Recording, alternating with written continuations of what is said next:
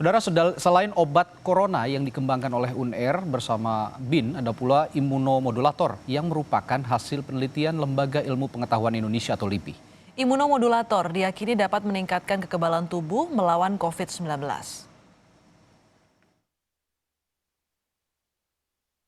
Imunomodulator atau zat yang memengaruhi kekebalan tubuh terhadap COVID-19 diteliti sejak 8 Juni lalu. Isinya kombinasi herbal, yaitu jahe merah, meniran, daun sembung, dan sambiloto. Tidak seperti obat yang kandungannya bisa menyembuhkan COVID-19, imunomodulator berfungsi meningkatkan imunitas tubuh untuk melawan virus corona. Setelah selesai uji klinis pada 16 Agustus lalu, kini Lembaga Ilmu Pengetahuan Indonesia LIPI tengah mengumpulkan data untuk dikirimkan ke Badan Pengawas Obat dan Makanan.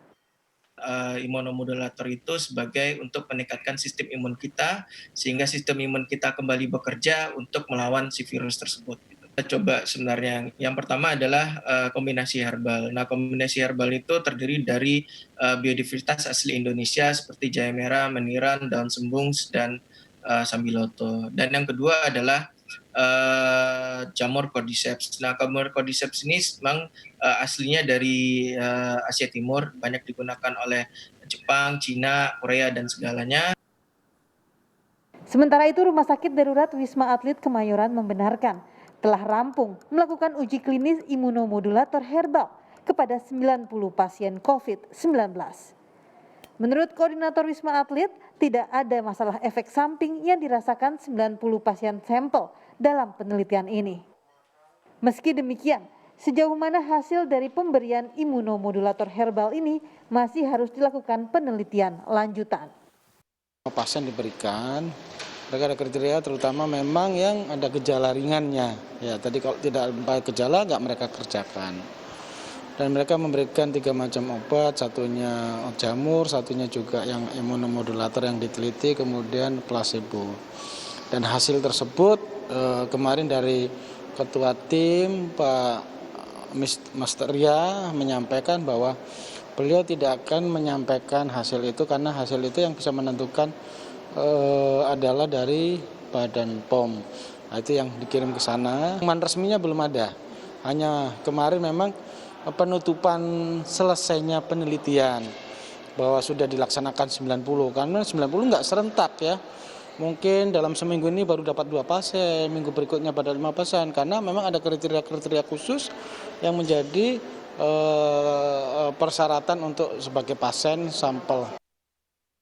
Imunomodulator dipercaya dapat meningkatkan daya tahan tubuh pada pasien COVID-19, khususnya bagi orang tanpa gejala atau OTG. Meski begitu, obat herbal harus mendapatkan uji klinis hingga terbukti keamanannya. Tim Liputan, Kompas TV. Saudara, transparansi metode penelitian tentang klaim temuan kombinasi obat racikan Universitas UNER, TNI Angkatan Darat dan Badan Intelijen Negara disorot publik. Lebih dalam soal kaidah ilmiah riset obat, kita segera membahasnya bersama Dekan Sekolah Farmasi Institut Teknologi Bandung, Profesor I. Ketut Atnyana di Bandung, Jawa Barat. Selamat siang, Prof. Ketut. Selamat siang, Mbak Atrit. Sehat ya, Prof? Sehat, sehat. Prof, ini yang disorot publik adalah transparansi metode ilmiahnya dalam sepanjang uji klinis sampai akhirnya muncul klaim bahwa ini adalah obat COVID. Anda melihatnya seperti apa?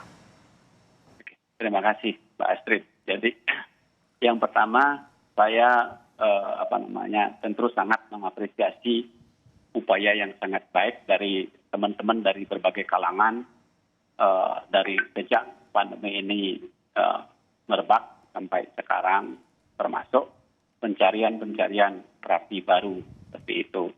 Nah, berkaitan dengan penemuan obat COVID oleh institusi UNAIR dan juga lembaga-lembaga yang lain yang ikut terlibat di dalamnya, ada 2 hal penting yang perlu kita perhatikan. Yang pertama adalah tentu desain uji kliniknya. Yang kedua adalah hasil dari uji klinik tersebut. Nah, dalam kaitannya dengan yang pertama yaitu desain uji klinik, tentu yang pertama harus representatif. Disinilah perannya salah satu teman-teman Badan POM untuk memfasilitasi atau memberikan guideline atau arahan terkait dengan desain studi ini, di mana dalam hal nanti melakukan uji klinik itu semua parameter-parameter yang terlibat sudah ada di dalam desain uji klinik tersebut. Mulai dari tujuan dari uji klinik tersebut, kemudian kriteria-kriteria subjek uji atau relawan, kemudian pola perlakuan atau penanganannya, kemudian informed consent, ini yang penting. Dalam bahasa Indonesianya sering disebut dengan persetujuan setelah penjelasan terkait dengan hak-hak dan kewajiban dari relawan atau subjek uji, kemudian parameter yang diukur, kemudian tentu adalah analisa data atau hasil dari uji tersebut. Itu yang terangkum secara detail di dalam desain uji kliniknya, itu yang pertama. Kemudian yang kedua, tentu hal yang terbesar adalah hasil dari uji klinik tersebut, bagaimana. Nah itu setelah dihasilkan, dan kalau memang terkaitannya untuk mendapatkan nomor izin edar, tentu teman-teman di Badan POM sudah mempunyai komisi yang sangat dipercaya untuk mengevaluasi desain uji dan juga hasil dari uji klinik tersebut. Kira-kira demikian, Mbak Astrid. Jadi pentingnya transparansi ini terutama ada di poin pertama itu ya Prof, ada di desain Ya. uji klinis supaya representatif dan bisa dijaga parameternya begitu ya? Ya, ya, itu penting sekali karena di mana kan kalau sudah metodologi yang diterapkan itu sudah di guide atau difasilitasi dan diberi arahkan oleh teman-teman di Badan POM, tentu hasilnya apapun itu dengan metode yang sudah itu kan nanti artinya sudah bisa diterima metode ujinya. Kemudian baru yang kedua adalah hasil ujinya bagaimana. Itu yang akan menentukan apakah bisa direkomendasikan atau tidak terkait dengan dua hal penting yaitu efikasi dan keamanan dari produk uji seperti itu. Itu nanti dari hasil itu nanti akan kita tunggu jam 1 siang nanti kan Prof. Nah kita akan membahas sedikit lebih dalam terkait kombinasi obat ini. Apakah dari pengetahuan Prof. Ketut sendiri sebenarnya kombinasi obat dari tim UNER, BIN dan TNI AD ini bisa dikategorikan sebagai penemuan obat baru nggak sih Prof? Yang pertama adalah obat-obat tersebut sudah beredar di pasaran, termasuk di Indonesia kan demikian.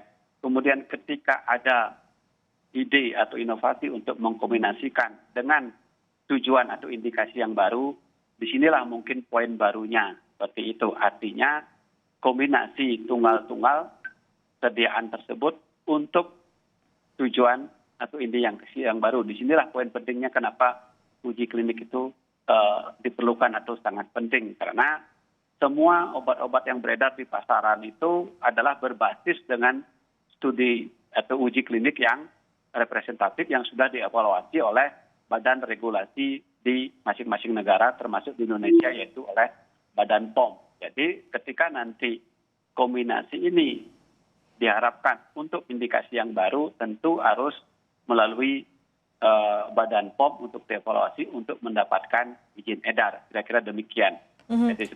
Jadi dalam hal ini yang disebut baru tersebut adalah kombinasi tunggal-tunggal sediaan yang sudah beredar di pasaran untuk indikasi yang baru. Ada dua hal penting, kombinasinya sendiri, indikasinya sendiri, seperti itu. Kombinasi dan indikasi tentunya jika beberapa obat yang biasanya dijual terpisah digabungkan, dikombinasi menjadi satu obat untuk mengklaim melawan COVID-19, ini tentunya kan pasti ada efek samping tersendiri juga ya Prof? Jadi ada hal penting lagi yang ketiga. Ketika dikombinasikan tunggal-tunggal, mungkin hanya memerlukan indikasi dan kombinasi tunggal-tunggal. Tapi ketika dijadikan suatu produk baru, yaitu yang disebut dengan fixed dose combination, juga memerlukan studi tersendiri lagi, yaitu yang namanya studi bioavailabilitas dan bioequivalent, seperti itu. Mungkin studi kliniknya juga akan sangat mendukung kalau memang ada, seperti itu kira-kira. Prof, Prof, melihat komponen dari kombinasi obat UNER ini sebenarnya fungsinya tuh apa saja dan seperti apa sih efektivitasnya untuk mengobati pasien COVID-19? Karena memang kita ketahui obat-obat tunggal yang dikombinasikan ini kan sebelumnya memang sudah beredar di pasaran. Ya, jadi kalau saya sempat mengikuti di beberapa media massa bahwa kombinasi yang diujikan oleh teman-teman dari UNER itu adalah ada kombinasi obat-obat yang dikenal sebagai antivirus dan juga antibiotika untuk mengeradikasi infeksi oleh bakteri. Ada juga kombinasi antara antibiotika dengan antiinflamasi. Contohnya adalah hidroksikloroquine itu sebagai antiinflamasi atau anti rheumatoid arthritis yang dikenal seperti itu. Jadi ini karena seperti yang kita ketahui standar terapi untuk antivirus ini kan masih belum ajak atau belum established. Jadi maka pendekatannya adalah terapi empiris seperti itu. Jadi kira-kira pembelajaran kita dari kasus-kasus sebelumnya, baik itu dari pandemi SARS dan lain sebagainya, kira-kira dengan pemahaman dan pengetahuan kita tentang patogenesis atau patofisiologi dari penyakit ini dan perilaku dari virus tersebut, kira-kira pendekatan mana yang paling baik inilah yang sedang diupayakan oleh teman-teman, kira-kira demikian. Jadi kombinasi antara antivirus dengan antibiotika, kombinasi antara antibiotika dengan antiinflamasi, kira-kira demikian kalau saya ikuti berita-beritanya di media-media online seperti itu. Prof Ketut, ini kan masyarakat sangat menunggu ya, kapan sih ini vaksin bisa kita dapatkan gitu, ada di pasaran, kapan sih obat bisa kita dapatkan, dan juga ada juga lagi nanti imunomodulator yang baru selesai uji klinisnya di Wisma Atlet. Ini selama BPOM belum mengeluarkan atau mengumumkan hasilnya, boleh nggak sih timnya ini mengklaim ini adalah obat, ini adalah suplemen penguat imun? Seperti apa etika riset ilmiahnya, Prof?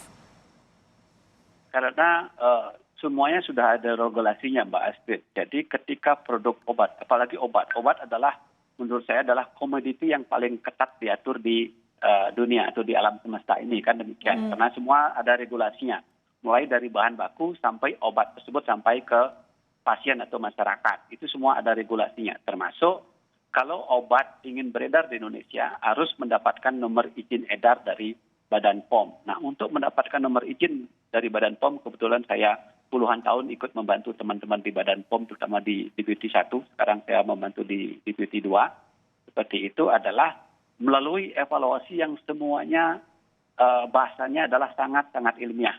Jadi ketika kita ingin mengklaim sebagai anti-COVID, itu oleh teman-teman dari Badan POM, terutama di Deputi 1, akan dievaluasi yang namanya di Komisi Nasional Penilaian Obat Jadi. Di sana semua diskusi dan perdebatannya sangat-sangat ilmiah. Mulai dari desain ujinya seperti yang saya katakan tadi, sampai evaluasi hasil yang diperoleh dalam proses uji klinik tersebut.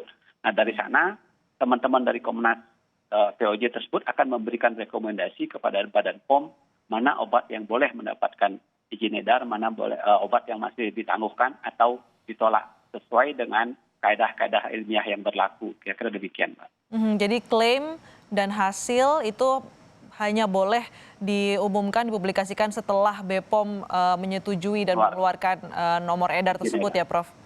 Ya, kira-kira demikian. Prof Ketut, ini kan itu ada satu ya obat dari tim UNER dan juga BIN dan TNI Angkatan Darat. Dari ITB sendiri sejauh ini apakah melakukan riset terkait COVID-19?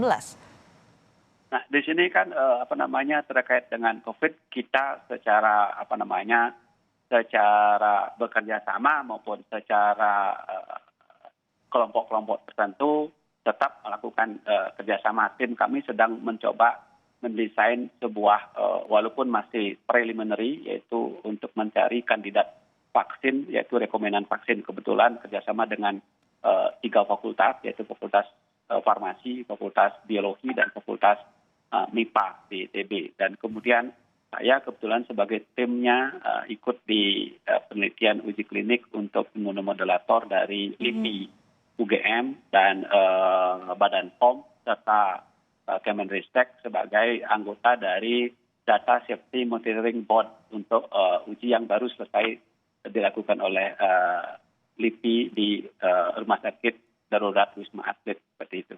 Saya kira, Pak. Sejauh ini terakhir apa ininya dok? Terakhir dari imunomodulator dari riset ITB ini? Ya, sebenarnya senjata utama kita dalam menghadapi pandemi infeksi virus ini ada dua. Yang pertama adalah sistem kekebalan tubuh kita. Yang kedua adalah vaksin. Seperti itu. Ya, yang pertama sistem kekebalan tubuh kita ini kita sudah punya senjatanya dari awal dengan 3 cara, yaitu yang pertama adalah menerapkan pola hidup sehat. Jadi mulai dari makan yang teratur dan sehat, istirahat yang cukup, dan aktivitas fisik atau olahraga yang teratur, kan demikian itu akan dapat membantu meningkatkan sistem kekebalan tubuh kita. Nah, bantuan yang lain adalah dengan imunomodulator. Nah, disinilah sebenarnya peran dari obat-obat alam atau obat-obat herbal. Ini yang sedang dilakukan uji oleh teman-teman dari LIPI untuk membantu sistem kekebalan tubuh kita supaya siap menghadapi infeksi virus ini itu sendiri. Nah, yang kedua vaksin itu adalah akan meningkatkan sistem kekebalan tubuh spesifik kita yang kita sebut dengan antibodi. Mudah-mudahan tidak dalam waktu lama ini segera Bio Farma bekerjasama dengan Sinovac maupun dari teman-teman dari lembaga Eijkman untuk dapat menemukan kandidat vaksin untuk menangani pandemi COVID-19 ini. Karena memang virus itu karakternya berbeda dengan bakteri, Mbak. Jadi dia hanya bisa hidup di sel hidup dalam tubuh kita. Dan itu hanya bisa dikenali dengan baik oleh sistem kekebalan tubuh kita. Itu sebenarnya harapan terbesar kita, seperti itu. Sedangkan obat-obat konvensional lebih banyak membantu di dalam menangani gejala-gejala infeksi virus. Kalau bisa juga mencegah multiplikasi atau replikasi dari virus itu sendiri. Sehingga dia tidak menjadi banyak jumlah dalam tubuh. Kemudian harapannya adalah sistem kekebalan tubuh yang akan membunuhnya. Maka sering infeksi virus tersebut disebut dengan self-limiting disease, seperti itu. Baik, terima kasih Profesor Iketut Adnyana, Dekan Sekolah Farmasi ITB telah bergabung bersama kami di Kompas Siang. Sama-sama Mbak Astrid.